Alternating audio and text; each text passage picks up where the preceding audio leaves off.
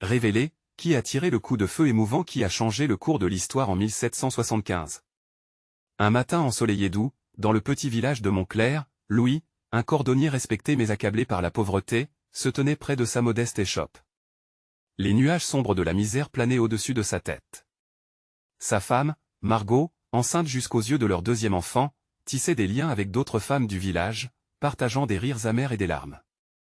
Ensemble, elles trouvaient du réconfort, comme des fleurs émergeant d'une terre aride. Louis, lui, subissait le poids de l'inégalité, un fardeau bien plus lourd qu'une simple paire de bottes en cuir. Leurs rêves, échangés lors des soirées autour d'un feu crépitant, étaient ponctués d'espoirs persistés. Margot voulait que leur enfant naisse dans un monde où la dignité et la justice prévaudraient. Louis, tout en admirant sa détermination, sentait une colère bouillonner en lui, en réponse à une autorité sourde aux plaintes du peuple. Ce jour-là, la foire du village promettait d'être une occasion de parler, de débattre des injustices qui les assaillaient. Dans l'air vibrait une tension palpable. Les cris joyeux des enfants se mêlaient aux murmures des villageois échangistes de marchandises, mais une étincelle s'apprêtait à embraser ce rassemblement. Lorsque la discussion sur les injustices économiques éclata, une cacophonie des opinions fusa. Louis, tiraillé entre ses responsabilités et son désir de se faire entendre, ferma les yeux un bref instant en se demandant « Mon silence vaut-il la peine de protéger ma famille ?» Ses pensées l'assaillirent alors qu'il voyait son voisin, Pierre, se lever avec passion, dénonçant un système qui enrichissait les puissants au détriment de ceux qui trimaient. Soudain, le ton de la conversation grimpa d'un cran. Les visages, habituellement souriants, se durcirent. Les frustrations accumulées matérialisèrent une colère latente. Les voix s'élevaient, appelant à la révolte, et Louis sentit son cœur battre à tout rompre. Dans cette atmosphère électrique, les espoirs d'une révolution intérieure commençaient à germer, entraînant tous les villageois dans un effervescent désir de changement. Avant de continuer, je dois vous avertir de quelque chose d'important qui se passe. YouTube a fait des changements dans le système et beaucoup de personnes perdent les notifications des chaînes qu'elles suivent. Si vous aimez le contenu, cliquez sur la clochette et marquez toutes les notifications pour ne pas rater les prochaines vidéos. Et si vous pouvez laisser un like, ça m'aide énormément avec la portée sérieusement, ça fait la différence. Ah, dites-moi dans les commentaires d'où vous regardez. J'ai toujours la curiosité de savoir qui est de l'autre côté de l'écran. Maintenant continuons. Mais alors que la foule grandissait, une détonation retentit, brisant l'air frais du matin comme un éclat de verre. Au début, le son fut assourdissant, puis un silence comme une lame de fond s'ensuivit, laissant Louis dans un état de choc. Il se jeta instinctivement sur Margot pour la protéger. Cette balle, tirée sans discernement, marqua un tournant brutal non seulement pour leur famille mais pour toute la communauté. Les rires et les cris de joie avaient laissé place à des hurlements de terreur. Les jours qui suivirent, la confusion régna. Louis, hanté par le coup de feu, commença à explorer ses propres démons. Les liens familiaux s'opposaient à un besoin ardent de justice. À mesure que la division au sein du village se creusait, il réalisait qu'il devait choisir son camp. La paix qu'il avait toujours pris pour acquise devenait une utopie lointaine. Sa quête pour défendre son honneur et celui de sa famille serait-elle aussi simple qu'il le croyait? Des aspirations qu'il avait cachées refaisaient surface, mêlées à l'inquiétude pour l'avenir de ses enfants. La lutte pour la dignité atteindrait des sommets, mais à quel prix? Les jours passèrent, empreints d'une angoisse sans précédent pour Louis et Margot. Les échos de la détonation résonnaient encore dans le cœur des villageois, une ombre pesante qui assombrissait chaque coin de Montclair. Les regards se croisaient, perplexes et inquiets. Les rumeurs paraissaient se répandre plus vite que les mots eux-mêmes, alimentés par la peur et l'incertitude. La vie, auparavant rythmée par les rires des enfants et les échanges amicaux, était désormais marquée par la méfiance. Louis, chaque jour un peu plus, se sentait écrasé par le poids des expectations. Comment pourrait-il fournir à sa famille la sécurité qu'elle méritait? Margot, bien que réconfortante, avait une lueur dans les yeux qui trahissait son propre désespoir. Les nuits étaient peuplées de cauchemars, chacun d'eux le ramenant à la scène terrifiante de la foire où il avait vu des vies basculer en un instant. Que s'était-il passé pour que cette violence éclate dans leur petit coin de paix? Un jour, alors qu'il travaillait, Louis entendit des voix familières à l'extérieur de son échoppe. Il s'approcha discrètement, espérant capter la conversation sans se faire remarquer. Les villageois discutaient avec animation, les passions s'éveillaient, et une idée semblait circuler, alimentant la flamme de l'ire collective. Un des hommes, un ancien combattant du village, prônait la résistance. « Nous devons faire entendre notre voix » cria-t-il. Ce n'est qu'ensemble que nous pourrons changer les choses. Les mots résonnaient en Louis comme une promesse et espoir, mais un doute atroce persistait. Était-il prêt à se mêler à cette révolte grandissante? Élevé dans une culture où la voix du peuple comptait, Louis savait qu'il devait prendre position. Mais risquait-il de mettre sa famille en péril? Le dilemme le rongeait, tiraillant son cœur entre l'amour pour sa famille et la nécessité de se battre pour une justice qui lui échappait. Margot elle observait. Dans le silence de leur nuit partagée, elle pouvait sentir son agitation. « Qu'est-ce qui te tracasse ?» lui demanda-t-elle un matin.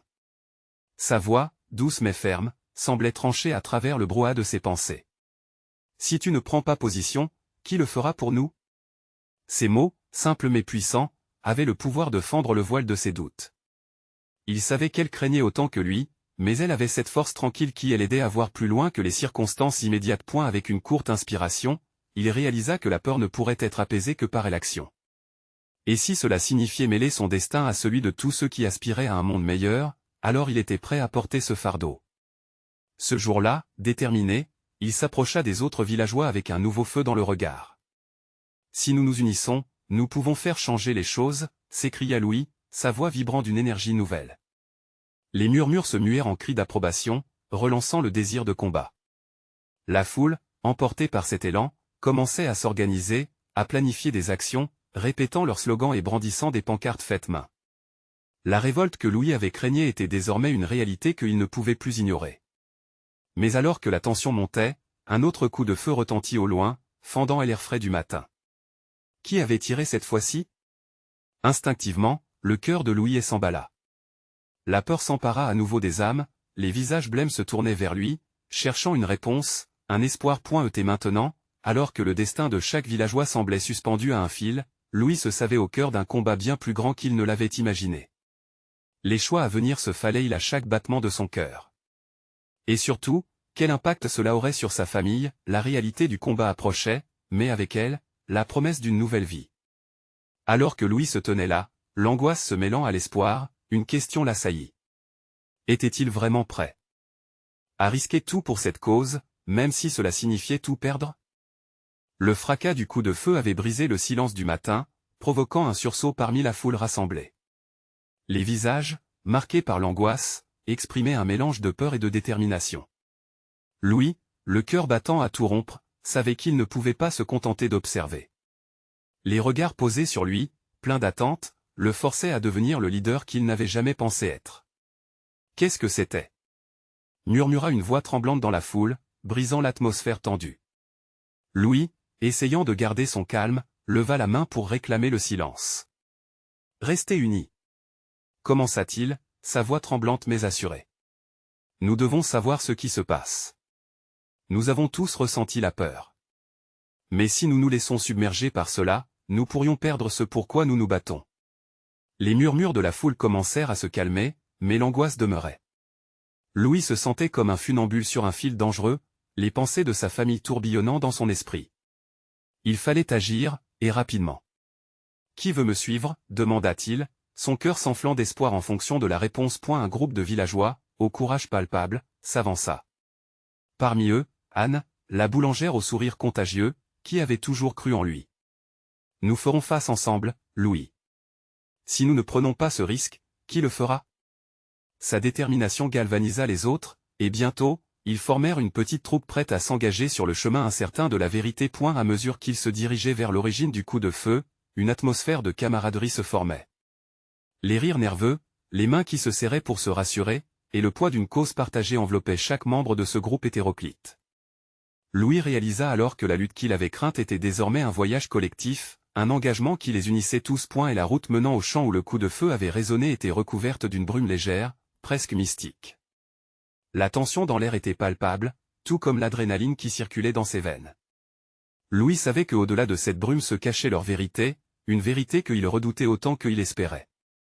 Arrivés sur les lieux, ils aperçurent une silhouette solitaire adossée à un arbre, fuyant les regards curieux.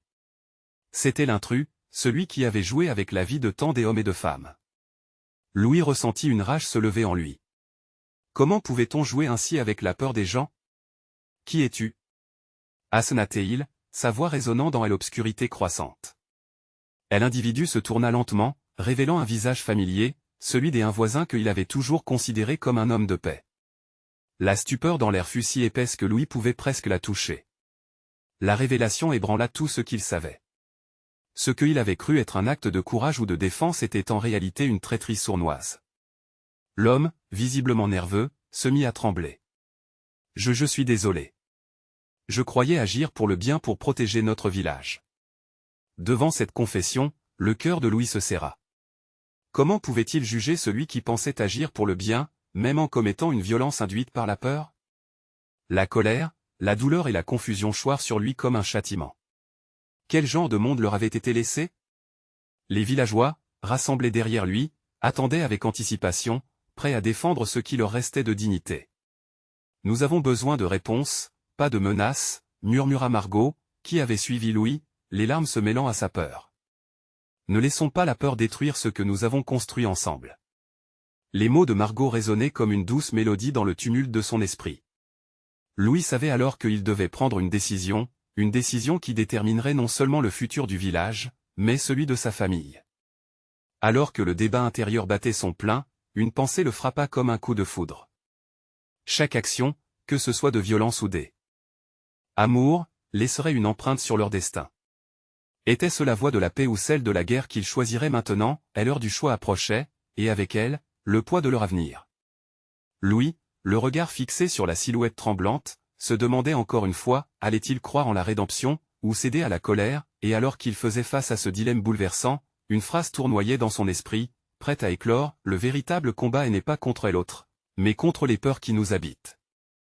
Une tension insupportable régnait au sein du petit groupe. Le regard désespéré de l'intrus, qui tremblait comme une feuille, était une boule de feu dans le cœur de Louis. Il essaya de se concentrer sur les mots de Margot, mais son esprit était assailli par la crise à venir. Les villageois avaient besoin d'une réponse, d'un leader. Mais quel leader pouvait vraiment se lever dans un moment d'incertitude aussi dévastateur? Écoute-moi, Simon, dit Louis d'une voix ferme en s'approchant lentement, son cœur battant sourdement dans sa poitrine. Tu dois expliquer ce qui s'est passé. Qu'est-ce qui t'a poussé à tirer? Simon, le voisin jadis respecté, leva les yeux, ses prunelles noyées par la peur. Je pensais que c'était notre seule chance. Les rumeurs grandissaient, des gens de l'extérieur parlaient de prendre notre terre, je ne savais pas quoi faire. J'ai vu un homme avec une arme, et j'ai tiré. Cette déclaration sporadique, marquée par l'hésitation, frappa Louis comme un coup de poing. Le désespoir de Simon faisait écho à ses propres peurs, à ce qu'ils avaient tous été forcés de vivre ces derniers mois.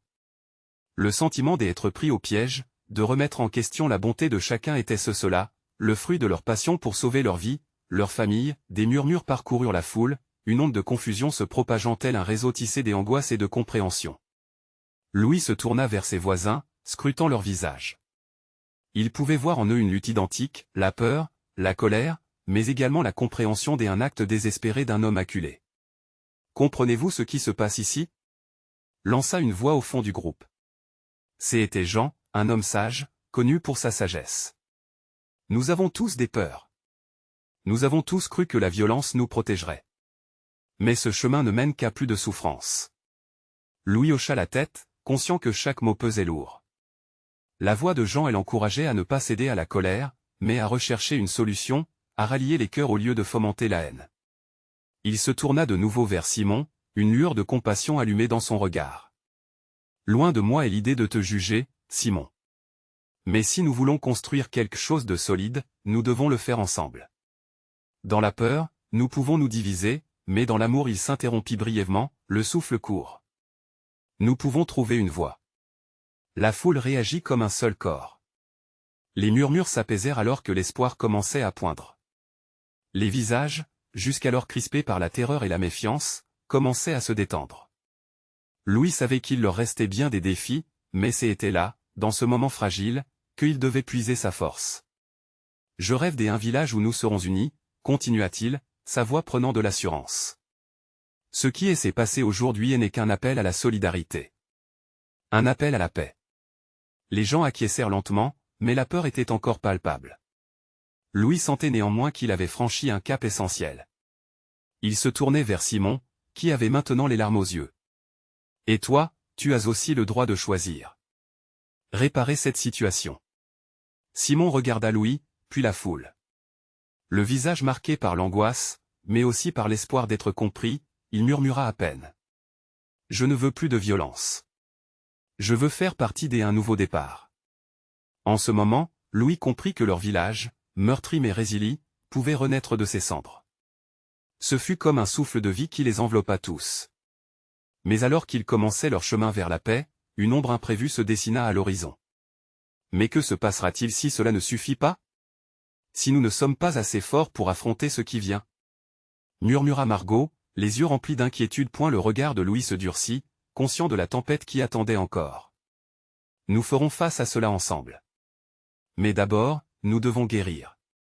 Et se lever contre le vrai ennemi. Tandis qu'il se retournait vers le village, une pensée s'infiltra dans son esprit comme une lueur dorée, la vraie bataille ne fait que commencer. À nous de choisir avec sagesse. Et dans ce moment de paix fragile, Louis savait que l'avenir dépendait non seulement de lui, mais de chacun de leurs choix. Qui avait réellement décidé d'entrer dans la lumière ou de rester prisonnier de l'ombre? Le silence qui suivit les paroles de Louis était chargé d'émotion. Chaque mot résonnait comme un appel à l'action mais aussi à l'introspection.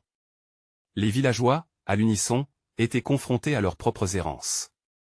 La menace d'un avenir incertain pesait lourdement sur leurs épaules, mais chacun comprenait que la véritable force résidait dans l'unité. Alors que les visages se tournaient vers lui, Louis sentit une nouvelle responsabilité s'incruster en lui. Il devait non seulement apaiser les inquiétudes mais aussi rallier les cœurs à sa cause. L'idée d'un village unifié, loin des divisions, devait être infusée dans l'esprit de chacun. Et il savait qu'il ne pouvait pas le faire seul. Nous devons tous nous rencontrer, proposa-t-il après un moment, sa voix plus forte qu'il ne l'avait prévu. Unir nos pensées, nos peurs, nos espoirs. Nous avons besoin d'un conseil. Quelque chose qui nous permettra de décider ensemble de l'avenir de notre village. Des murmures approbateurs parcoururent la foule, mais une tension persistait. Les regards étaient toujours teintés de méfiance, et ils savaient que des fractures profondes demeuraient en leur sein. Margot s'avança lentement, son visage sérieux. « Et quoi, Louis? Comment comptes-tu gérer les autres? Ceux qui ne voudront pas de ce nouveau départ ?» Sa question suspendit l'air. Louis souhaita lui crier sa détermination, mais il prit une inspiration profonde. Chaque mot devait être choisi avec soin. Nous devons ouvrir nos portes à la discussion. L'expérience de Simon doit nous servir d'enseignement. Plutôt que de nous battre, devons-nous nous rencontrer et écouter ceux qui doutent. Chacun mérite une voix. Le doute dans les yeux de certains habitants ne faiblit pas. Mais des voix s'élevèrent, timidement des abords, puis avec ferveur. « Oui, parlons ensemble » s'écria Jean, les mains levées, et bientôt, d'autres acquiescèrent, inondés d'un sentiment d'espoir. Alors que la nuit tombait lentement sur le village, une lumière chaude émanait des lampes à huile que plusieurs villageois avaient allumées. L'odeur du pain frais se mêlait à celle de la terre battue, et la poussière s'élevait dans l'air comme un symbole de renouveau. Louis scrutait les visages, et bien qu'il ait vu la colère et la tristesse, il commençait à percevoir une lueur de solidarité. « Organisons notre première assemblée demain à la lumière du jour. Ensemble, nous allons décider de chaque pas que nous devons prendre, » affirma Louis, une détermination palpable dans son cœur. Une voix se leva dans l'assemblée. C'était une jeune femme, inconnue jusqu'alors, qui s'avança avec une détermination inattendue. « Nous devons aussi nous défendre et être prêts au combat, si vraiment ceux d'extérieur viennent pour s'approprier nos terres. Comment pourrions-nous protéger nos familles si nous restons passifs? » Cette question accéléra le battement de cœur de Louis. D'un côté, il comprenait la peur. De l'autre, il savait que la violence serait un chemin dangereux, conduisant à des souffrances inutiles. Il était confronté à un dilemme éthique qui le hantait déjà. Mais en lui, une idée germait, qui pourrait répondre à cette préoccupation tout en préservant la paix. « Je crois fermement qu'il est temps de nous renforcer pacifiquement », commença-t-il.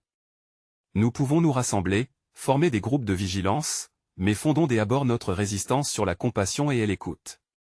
Louons la force que nous avons en tant que communauté au lieu de céder à la peur.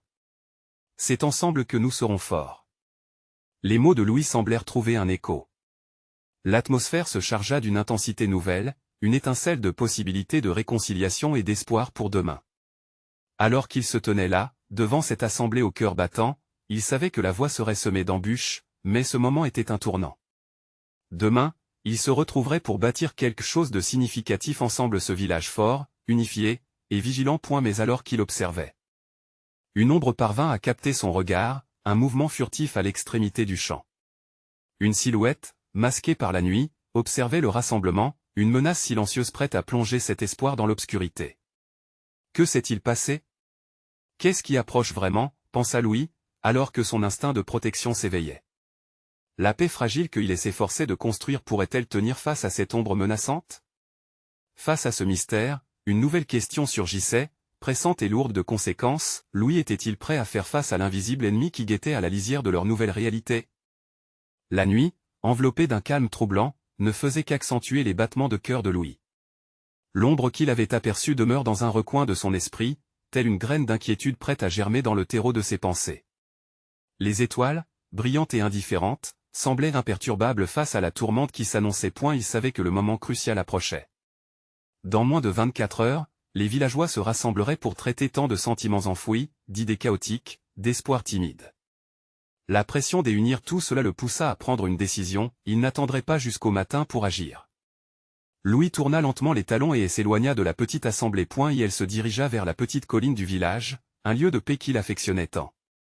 Là-haut, entouré de la nature apaisante, il pouvait réfléchir. L'odeur de l'herbe fraîche et le doux chant des grillons adoucirent un peu son anxiété. Il s'assit sur une vieille souche des arbres, les mains jointes sur ses genoux. « Que est-ce qui te préoccupe vraiment, Louis » murmura-t-il pour lui-même. Un soupir échappa d'entre ses lèvres. La paix qu'il cherchait pour son village n'était plus seulement un rêve. Il devait faire face aux antagonismes qui menaçaient son peuple, même s'ils ne provenaient pas uniquement de l'extérieur. Les souvenirs de leur vie avant ce tumulte affluèrent. Les rires, les partages de repas, tout ce qui avait importé. Mais maintenant, ce passé semblait lointain, comme un rêve que l'on aurait oublié au réveil. Et dans ce désordre, il se demandait s'il pouvait être le ciment qui réparerait les fissures invisibles qui déchiraient la communauté. Mais une partie de lui luttait, bel et bien contre le besoin de protéger ceux qu'il aimait et contre la crainte d'agir trop vite. Louis savait qu'en plus des discussions pacifiques et des alliances, elle leur avait peut-être sonné d'affronter directement ce qui était en train de se profiler à l'horizon. Il se leva, inspiré par une nouvelle résolution. Demain, au cours de l'assemblée, il parlerait non seulement de paix, mais également de vigilance. Il insisterait pour que chacun soit conscient de leur force collective, non pas seulement pour se défendre, mais pour protéger ce qu'ils avaient construit ensemble. Alors qu'il redescendait vers le village, il remarqua un mouvement à la lisière du bois. C'était cette silhouette, toujours là, comme un spectre. Louis s'arrêta, le cœur battant à tout rompre. Avait-il vraiment vu quelque chose? Quelles intentions se cachaient derrière cette ombre? Il rassembla tout son courage et s'approcha, décidant qu'il ne pouvait pas laisser le mystère le hanter. Soudain, il se figea. La silhouette surgit dans la lumière argentée de la lune, révélant le visage que Louis n'avait jamais espéré apercevoir. C'était un ancien ami d'enfance, perdu de vue depuis tant d'années, Étienne. « Pourquoi es-tu ici, Étienne ? Que fais-tu dans la nuit » demanda Louis, la surprise et la perplexité réalisant une danse chaotique dans son esprit. Et la réponse de son ami serait-elle celle qui changerait la dynamique de leur village? Était-il un allié ou l'avant-gardiste d'une agitation imminente? En attendant, Louis savait que l'heure de vérité était proche. L'assemblée de demain promettait de dévoiler non seulement les obstacles à surmonter, mais aussi de réécrire le destin de leur communauté. Qu'est-ce que l'avenir nous réserve maintenant? Se questionna Louis, alors qu'il regardait Étienne, attendant la réponse qui pourrait à jamais changer le cours de leur histoire. Louis déglutit, l'étrange mélange de joie et d'appréhension bourdonnant dans sa poitrine. Étienne, son ami d'enfance, ou plutôt l'ombre de celui qu'il avait connu, avait ressurgi avec des secrets invisibles accrochés à lui. « Je suis ici parce que j'avais besoin de te voir », murmura Étienne, sa voix tremblante à peine audible au-dessus du souffle du vent. Les choses ont changé, Louis. Ses yeux, autrefois pleins de vie, portaient maintenant une fatigue que Louis ne pouvait ignorer. « Qu'est-ce qui s'est passé » demanda Louis, chaque mot pesant sur son cœur comme un poids de plomb. Étienne, recalant une mèche de cheveux qui tombait sur son front, semblait hésiter, comme si chaque phrase nécessitait une force considérable. « Il y a des forces en jeu que nous ne comprenons pas encore. Mon retour c'est difficile à expliquer. Mais je crains qu'il ne soit trop tard pour notre village. » La lune baignait leur discussion d'une lumière spectrale, soulevant des ombres dansantes autour d'eux. Louis se mit à observer les contours de son ami, notant les changements qui avaient marqué son visage. Était-ce le poids de années d'absence qui pesait sur ses épaules? Ou y avait-il vraiment quelque chose de sinistre à l'horizon? Tu sais que notre village est en danger. Si tu es ici, si tu sais quelque chose, nous avons besoin de ta voix, de ton énergie, implora Louis. J'ai déjà un plan pour rassembler tout le monde demain. Je veux que nous parlions ensemble, que nous agissions ensemble. Un silence lourd s'installa, tandis que Étienne fixait l'horizon lointain, comme si les réponses se trouvaient juste au-delà de sa portée. Je ne suis pas sûr que cela suffise. Ceux qui s'approchent, ces mots se brisèrent devant l'évidence de leur réalité. Ce n'est pas seulement une menace extérieure. C'est aussi ce qui sommeille en nous, ces rancœurs que nous avons ignorées. Les paroles d'Étienne résonnèrent dans l'esprit de Louis, ébranlant la fondation sur laquelle il se tenait. Cette guerre qui couvait, n'était-elle pas déjà enracinée dans les cœurs de ses propres voisins? À l'idée que l'ennemi pourrait aussi être parmi eux lui envoya un frisson glacial dans le dos. Alors, que dois-je faire? Comment pouvons-nous unir le village quand nos propres blessures nous divisent, demanda-t-il, l'angoisse se mêlant à une détermination brûlante. Il faut d'abord reconnaître nos peurs, nos déceptions. Rien ne se fera sans une vérité partagée. Les villageois doivent comprendre qu'ils ne sont pas seuls dans cette lutte. Mais cela ne dépend que de toi, Louis. La nuit continuait de s'étendre, les détails de leur discussion se voilant dans l'obscurité. Louis sentit une nouvelle résolution l'envahir. Je ferai ce qu'il faut, Étienne. Je prendrai ta voix à l'assemblée, je partagerai ce que tu m'as dit. Mais je ne peux pas le faire sans toi. Tu dois te battre avec moi.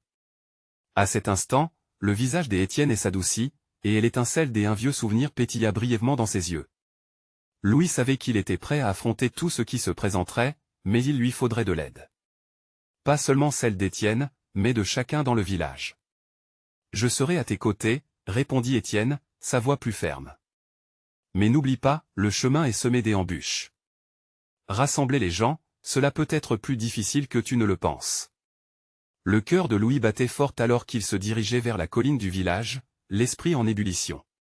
Il était prêt à récolter le fruit de sa volonté, même si cela impliquait de faire face aux vérités désagréables. L'assemblée promettait d'être un tournant, une opportunité de réécrire non seulement leur histoire, mais aussi l'histoire humaine d'un village blessé. Que allez-vous faire si vos alliés ne se lèvent pas à vos côtés? Résonna une voix dans son esprit.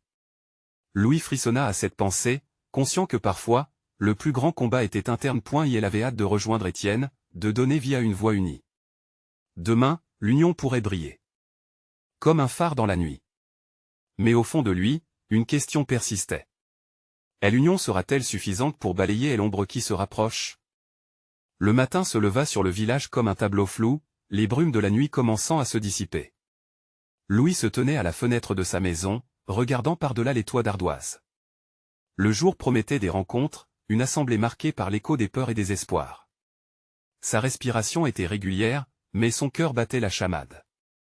La veille, la conversation avec Étienne avait semé des graines de détermination, mais aussi un doute puissant.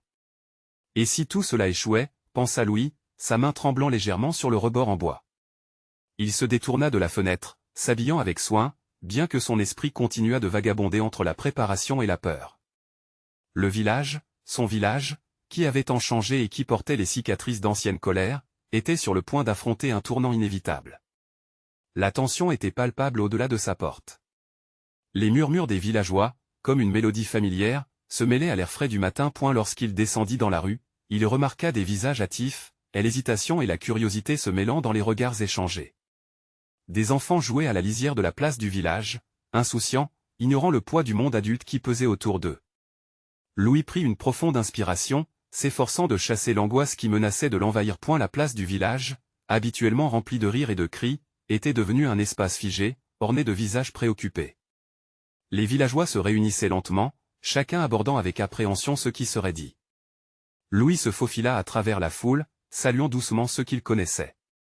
Il savait que les cœurs des villageois étaient en émoi, que leur division ne ferait que accroître les risques qu'ils encouraient ensemble. À centre de la place, il aperçut Étienne, sa présence presque magnétique attirant les regards.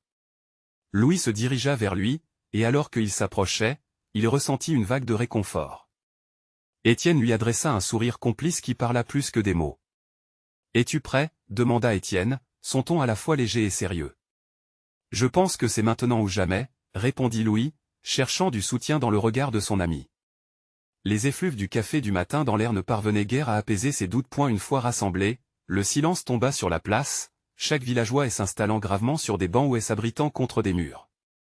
Louis se leva, son cœur battant à une cadence rapide, et il sentit le poids des yeux sur lui.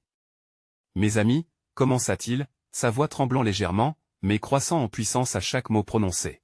« Nous sommes ici aujourd'hui parce que nous avons besoin de nous rassembler. Le danger qui se profile à l'horizon n'est pas que celui qui est extérieur. C'est ici, au sein de nos cœurs, que se trouvent les blessures qui nous divisent. » Des murmures parcoururent la foule. Louis poursuivit, faisant appel à la mémoire des conflits anciens, à des rancœurs cachées sous le vernis de la convivialité.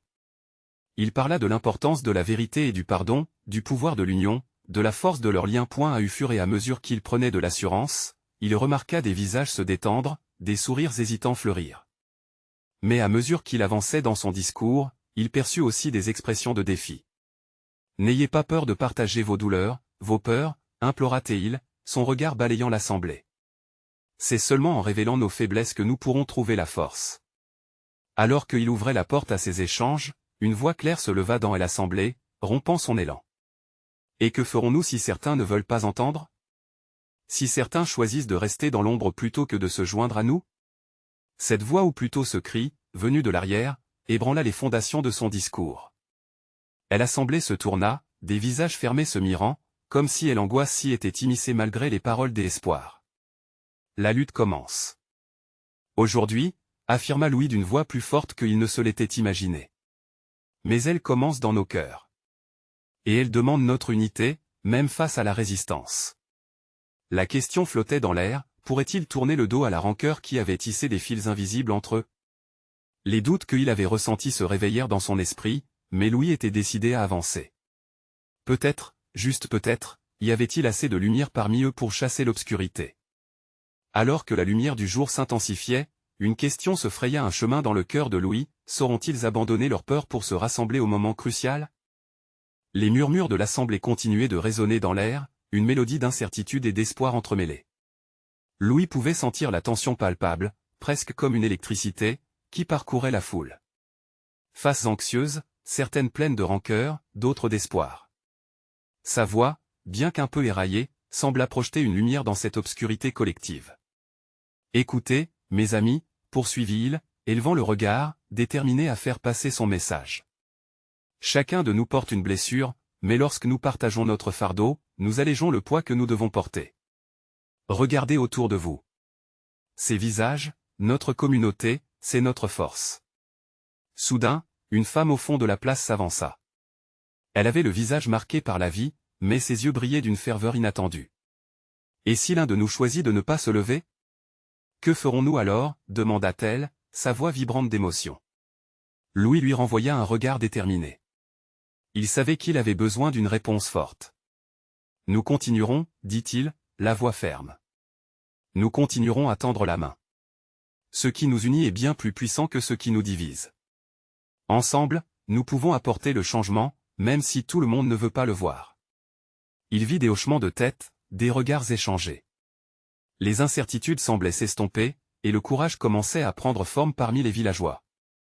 La résistance à l'ignorance était là, une force tranquille, mais palpable. « Je vous demande simplement de croire en nous » ajouta Louis, prenant une profonde inspiration. « De croire en notre capacité à réparer ce qui est brisé. Ce ne sera pas facile, mais je vous promets que nous n'avons rien à perdre si ce est nos chaînes invisibles. » Alors que les mots résonnaient dans l'air chaud du matin, une chaleur collective semblait monter entre eux. Des mains se levèrent, certaines serrées, d'autres ouvertes, prêtes à accueillir le changement.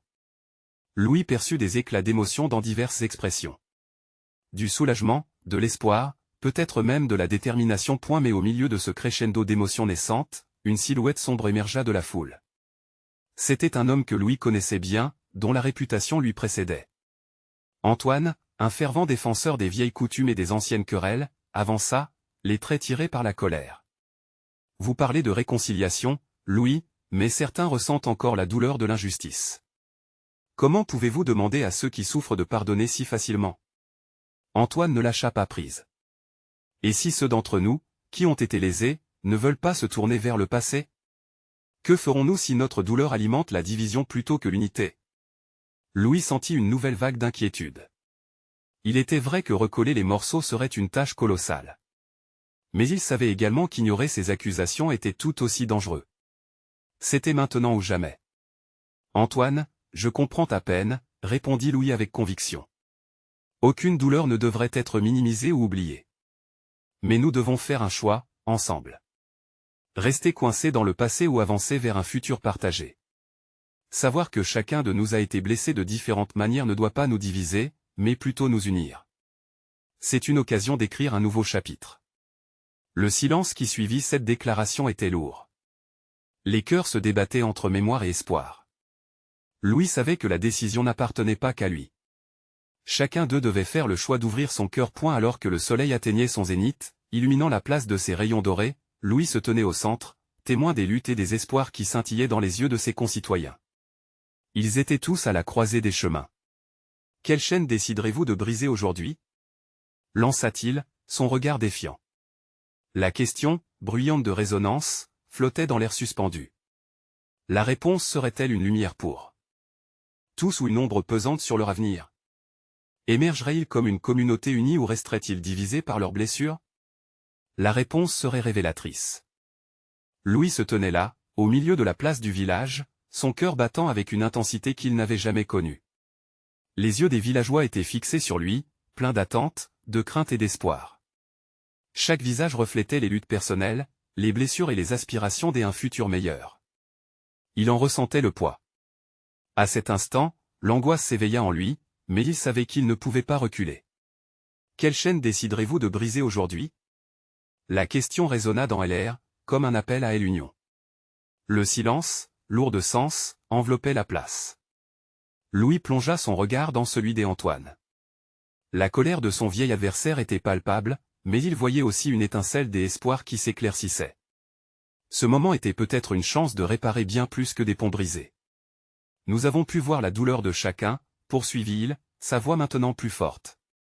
Ce village, ce n'est pas que des murs et des maisons. C'est nous, ensemble. Si nous voulons guérir, nous devons le faire main dans la main, même si cela demande du temps et des efforts. Écoutez les histoires des autres, partageons la douleur. Ce n'est qu'en comprenant nos différences que nous pourrons bâtir un avenir. Un murmure traversa la foule.